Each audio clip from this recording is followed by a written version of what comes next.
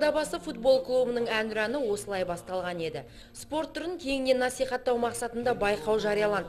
Футбол десе ішкен асын жерге қоятын композитор Айжігіт Асаны үшін бұл таптырмас тақырып. Өзі футболдан кәсіби мектепті бітіріп, ірі жеңістерді бағындырмаса да, бала күннен осы спорт түріне жаны құмар. Теледидардан ойындарды жібермей көреді. Ал Ордабасының орны Айжігіт аға үшін ерекше. Жеңсе қаймығып, жеңсе қуанып отырғаны. Осыған дейін төл туындылары талай байқауларда топ жарған жігіт ағасы енді осындай оңтайлы сәт өзі келіп тұрғанда сүйікті оңтүстік командасы жайлы туындыны дүниеге әкелуді құптады. Оңтүстік өңірінің азаматы бола тұра енді біздің Ордабасы клубына осындай байқау жариялап жатқанда біз енді тыс қалып жатсақ, ол біздің азаматтық немізге нұқсан келер еді. Ордабасым жүзіндей аға алмастың, кең бір доп тулап жатсын. Тапсырыс деген аты болмаса, командаға әнұран жігері беріп үлгірді. Себебі осыдан аз уақыт бұрын ойсырай ұтылған Ордабасымыз көп ұзамай сенбіде қарсыласына тойтарыс берді. Дәлірек айтсақ, алматылықтарды 4-0 есебімен жеңді. Бұл Суперлига командалар арасындағы кезекті кездесу болатын. Енді алда тағы да ірі ойындар күтіп тұр. Үлкен ойындар үлкен жеңіспен аяқталса деп тілейміз.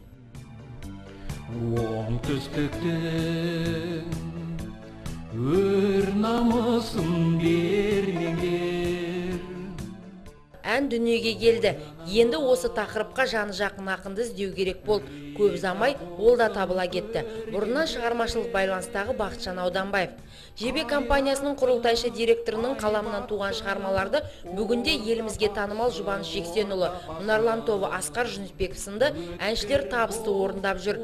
Жайшылықта қолы қалт еткенде шахмат ойнайтын Бақытжан аға үшін футболда алыс емес. Ол белсенді жанкүйер. Сондықтан композитордың ұсынысын қуана қолдады. Ордабасы алға ұмтыл аршындай, аспандағы жарқ еткен бір жасындай, тепкен добың қара қылды жарсынай, жалынды дарынды Ордабасы, Ордабасы. Өткір бол Ордабасым, жүзіндей аға алмастың, кең бір доп тулап жатсын, торында қарсыластың.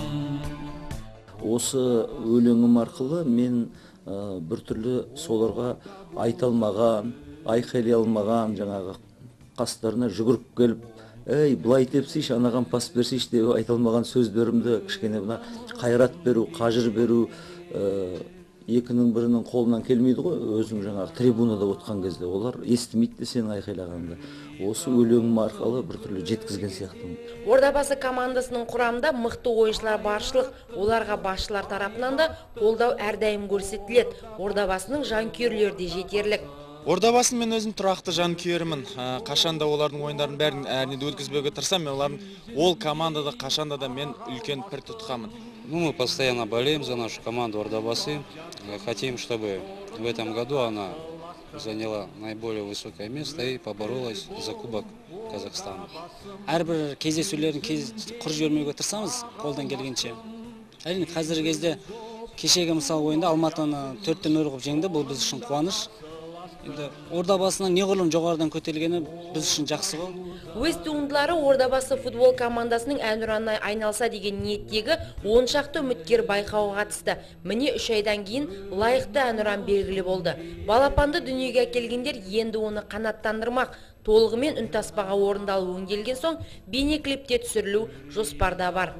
Біздің Ордабасы клубымыз жаңа үлкен дәрежелерге жетіп, мынау Европалық деңгейдегі клубтардың қатарына көтерілсе деген арманымыз бар. Арманым бар, соған жетсе деген мен тілек айтар едім.